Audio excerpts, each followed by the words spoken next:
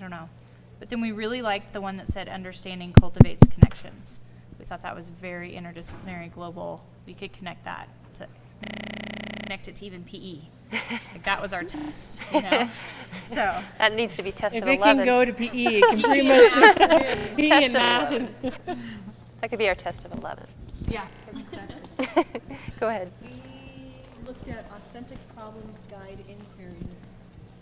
Oh, goodness. Thanks. David teaches theater, and so he shared that that's one that was a no-brainer for theater because they have to take a play, a script, and they have to somehow be able to help the audience believe that this is actually occurring, whether it's through like the French Revolution or I'm not saying this very articulately. That is one. And then I teach science, and authentic problems guide inquiry is a no-brainer for science because students can figure out what kind of renewable energy source is going to fit for Colorado, and they can solve that problem. And we actually fit it to PE too, because we decided that if they're playing a game and one team is scoring more points than the other team, what is the problem they need to solve so that they can stop that from happening. I like that. I like that. Last time that you guys were here, the assignment was for you to connect with a GUDA participant and to work with them, coach them, talk to them, see what they were doing with their lesson, and then to bring in a really good example of stage 1 from one of the GUDA participants at your school. So quick question before we look at those units. How did that go? What was the feedback that you got from some of your GUDA participants, if you don't mind sharing? We're going to try to... I will say I got one email of somebody who was a little bit upset. What? How did your meeting go? Yeah. Not upset because of what you guys did, and I don't even think, but it was, what? Now we're supposed to meet with somebody and make these even better? Yeah, that was part of the expectation, but that was only 1 out of 300, so that was good. You want feedback of what they're... Yeah. So I have 8 across the road at Vista, and I met with their talk to art teacher, math teacher, and English. And so their summer work, they felt like some of the things that should have been in there were not in the summer work, and that was a bit frustrating to them, I think. Yeah. My math teacher that I met with this morning said that she is really changing her unit that she had developed around, I forget the exact term, I forget the topic, but it was, she found that it didn't meet, the first one she didn't meet the needs of the kids, and she didn't feel it was good enough connected to other content. So she was sort of made in isolation, I guess. Yeah. So she didn't feel like she had a community yet. She had one thing, and she was trying to make it fit with other things better, I guess. I think that's kind of what she was saying. I think that's incredible feedback. I think, I like that. I mean, that, it didn't work and it wasn't connected, because I think that's really fair feedback for us. Our first best shot was what we did, and it was good, but it wasn't great. We're getting, we obviously want to get better on that, but go ahead. Go ahead. I'll just finish. I have one other thing. You have one more thing? That they're wanting to try and do something different and better for the next time, I think is outstanding. I mean, that to me shows that there's a desire still to get better and to understand more. Right. So the way we... Oh, sorry. The way we focused... this isn't even on. Well, that's not even on. Unless it's going directly in over there. Going directly to her. Oh, should I tell a joke? Oh, sorry. This is not David Larson. So the GUDA people got something like this recently, and this particular math teacher was confused by it and felt like it was, and maybe she hadn't read it, I kind of explained to her that this was to score the unit, not the kids.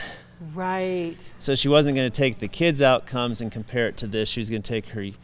So that was something maybe you want to clarify, because she was saying, she came in and just basically went like, this, and said, I'm not going to score 180 kids with that. Okay, so there was a little bit of miscommunication. Just a miscommunication there. Good feedback. When we talked about this, she said this is also maybe slightly overwhelming as well, but what we said is, and this is where I'm kind of steering everybody in these conversations that I talk to, is let's go back to kids.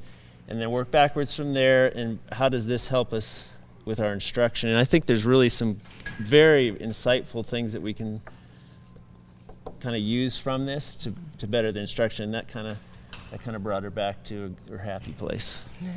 Thank you for bringing her back to the house. You know, I mean, it's that's exactly, the reality of yeah. where we are right now. It is, absolutely. I think the one thing that I'm getting from a lot of the staff and the GUDA participants is the idea of it's completely overwhelming. The idea of, okay, doing these backwards plans and then sitting down and trying to evaluate, and even on my part, going around and, like, I'm not a BRT or anything, so it's finding the time in the day to run around to all of these different people where I don't, that's on top of my already teaching 6 classes. And I think a lot of them are thinking like, okay, this is so much work, and then they got this email about that they have to be recorded, and some of them have already completed their lesson, and so now it's like, well, what do we do? Do we do a whole brand new one? So I think that's the one thing, is it's a lot of time, and I don't think they understand to get to this world-class target, it does take a lot of time and processing. And, you know, some of them are like, oh, I found some online, and, you know, why are we reinventing this? And I did it in an hour and a half. And it's like, well, yes, but that's not quite what it is. And then the other big thing that I would love to have happen from Up in Learning and Leadership is that someone say, this is the template that you have to use. Because they're getting information from different people, and they're like, oh, well, I've already done this. It's right here. And it's like, no, that's not the district's template, and that's not what they want. And hearing it from a peer versus hearing it from someone up above, I think would be important to say, hey, this is the template that we want. It's still in the works. And I think a little bit of that upset the GUDA participants too, is that, you know, we worked 3 or 4 days on this template, and now you have to go back and rechange it after spending all of that time. Don't change So- it. I mean, Or add yeah. the enduring but understandings it and would those be- pieces right. and revise it to try to get with this rubric. So I think that's one thing that they're struggling with. Okay. Yeah, and I'll tag onto that. I think the real value of this backwards design UBD work is at a level that is at a philosophical level, and you don't change through forms a belief system. So I think that the time is best spent around this, not in the forms. The forms we're steering away from. I'll be honest with you. We're trying to keep the conversation up here to understand that the philosophy behind this is a way to, it's an answer in part to there's too much to teach, and oh, by the way, even if you did have time, you wouldn't be able to teach enough. You need to be using it, and you need to have an outcome. And it's all fantastic conversation, but it's changing a belief system, which takes time, and it takes common understandings and that type of thing. And forms can actually be a distraction to it. I was trained under Madeline Hunter, 23 years ago. It could become a Madeline Hunter on steroids if I just stick with the form. Right. I don't change my philosophy. So it is, and I totally agree with that. It is about that belief system and really thinking, how is this going to make teaching and learning different and better for my kids? So it really is about Has great doing potential. that. An amazing potential. Well, yes, you do. Okay. It's not going to, it's going to go to, Okay. I feel weird holding. Hi, I don't know if you remember me, Dana Strother, and I'm the Chief Academic Officer for Elementary. And I want to make some comments, especially about the forms. So if people are upset, have them blame me. I'm the one responsible for changing it. And I think the main reason is working with Dr. Fagan for so many years in so many districts, we have added things to the typical UBD design that we felt needed more rigor.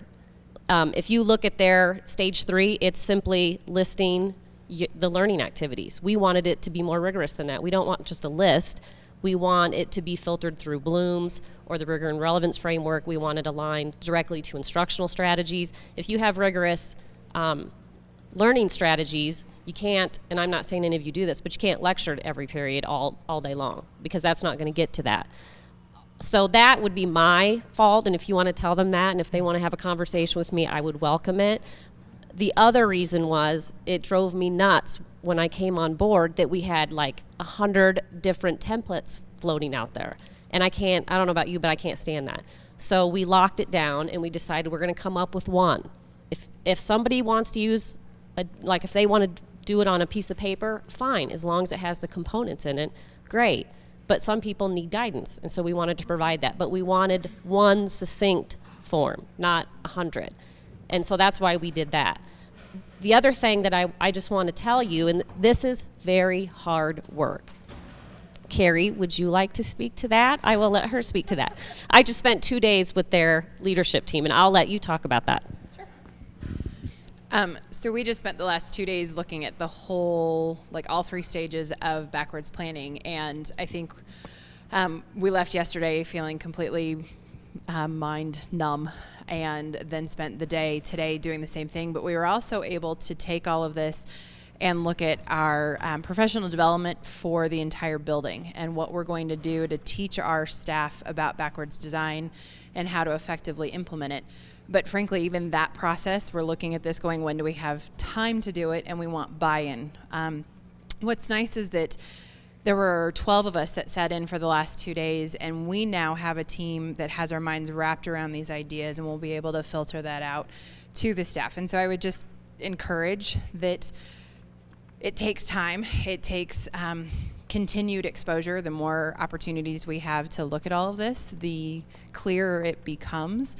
And we're excited about what we're going to be able to do with it. But I'm in a unique position with my staff that as the GVC rep, this isn't the first time that we've seen this, whereas some of the teachers that I worked with for the last 2 days, it was new to them. But going through that whole process and really vetting the enduring understandings and crafting essential questions and testing those to see if they really did apply, and creating world-class outcomes, and then looking at the assessment, and then looking at how we'd actually teach it. I mean, literally going through the entire process added some authenticity to what we're asking them to do. And then we're able to look at this lesson and go, wow, this would be really cool if we could do this with our kids. So while it does take time, it was very powerful, and I think our teachers will be really excited once they really understand what we're looking at and how it can positively impact student achievement. And we are in the process of training trainers. I know I have to be on there. Yeah. Because then you talk really quietly. We're in the process of training trainers. So I want to help all of your buildings as much as we possibly can. I understand the frustration that they have not been trained, but yet they're going to be evaluated on it. I completely get that. That would cause me angst as well. So we are trying as fast as we can to train people so that we can provide assistance to you all. The thing about borrowing a unit, if it's already been done, that those units will not be what Douglas County wants from all stages, because we've added things into it. And I caution people from just taking somebody else's, because it's different kids, different kind of teaching, and I think there's some value in going through it and having to filter and align. You know, it's only as good as what's on the paper. You have to align the 3 stages. That's huge. If they're not aligned, it's just 3 separate stages. So if any teachers have any questions, they certainly can call our office, and I would be glad to answer them. Okay? Perfect. All right. Yes, Judy. I just wanted to say that the teacher I worked with is an 8th grade language arts teacher, and he was super excited about his unit. And so he's ready for it to be filmed next week. We had some great conversations. But some people have asked, is there a form, is there one that's done that you would say, this is well done? Like, we don't have anything, we don't have like an exemplar to show people. They don't know how many world-class outcomes they have. You know, how many essential questions do you need? So they don't have anything to base it on. And the GUDA person said that they love the unit, but they haven't had a chance to talk to the other 2 people that they worked with. And so they would love to have that time just to meet up and say, how did your unit go? That was some feedback. And this is just kind of a weird one. But when you send out emails, when they print them out, it's like 4 pages long because all the names print out. So if you could do a blind carbon copy, Okay. then it will just be. So that Thank was just a you. little side note on that. No, and I didn't know I could do that, so I will do that. That's my phone. I'll have to turn it off. Thank you. That'd be perfect. Then they can't reply all. Oh, okay. So, all right. So I think that's really good feedback for us. I understand that there's a lot of angst, and we're trying to work with that as much as we possibly can. We do want you guys to take some time now, though, to really look at one of the stage ones that you brought in with you. So you're going to have to work with your partner and figure out which one you want to use, and look at the rubric, because it has been, we're trying to update it and make sure all the terminology is in there is accurate, and make sure that it is reflecting a rigorous process. So we want you to just look at stage one of one unit against the rubric, and you're going to have to come up with a consensus, kind of that inter-rater reliability piece that we do with sixth trait that we've done for many, many years. So just one unit, one stage one, and go through the rubric together and agree that this is, yes, it is a novice, or it is expert, or it is world class on each piece within stage one. Okay, and if you have time, you can attach an enduring, if they don't have one, you can attach an enduring understanding to that stage one. These rubrics are yours, so if you want to write on them, Yes. you'll take them with you. Yeah.